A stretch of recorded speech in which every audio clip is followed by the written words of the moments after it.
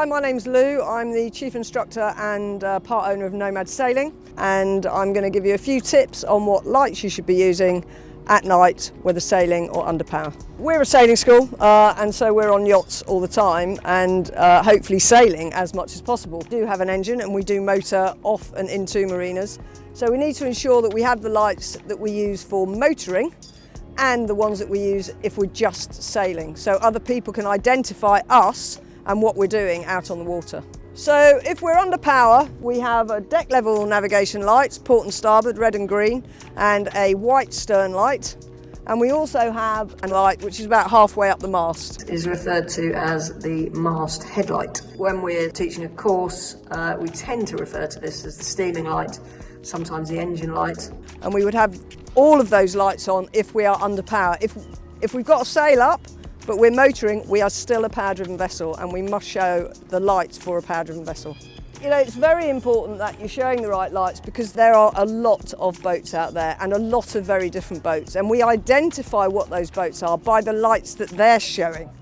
So if a boat is constrained by its draft, for example, if it's over 50 metres, if it's restricted in its ability to manoeuvre, we can identify those boats by the lights that they have on, and equally they can identify us by the lights that we have on. And I've seen it, you know, people put every light they've got on. Well, that can be very, very confusing for other boats identifying us. If you know your lights, you'll be able to identify all of the boats that you see.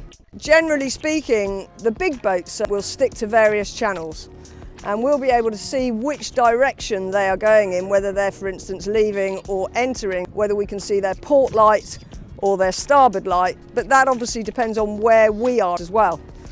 One of the key lights that you'll see on these larger vessels are their two steaming lights. So they'll have two steaming lights, white lights, one at the back and one at the front, and the one at the back is always higher than the one at the front. And that's another way, because sometimes their lights are very small, and also on cruise vessels that are lit up like Christmas trees, generally you can see their steaming lights. So the fact that the stern steaming light is higher than the bow steaming light will also tell you what direction they're heading in. The RYA cruising scheme is absolutely excellent, and you know, starting with competent crew, you won't have to learn your lights for that, but when you do a competent crew course, you will go out at night, and the skipper will, or the instructor will take you through stuff. The RYA Day Skipper course, you learn an awful lot about what other boats should be carrying and how to identify them light-wise.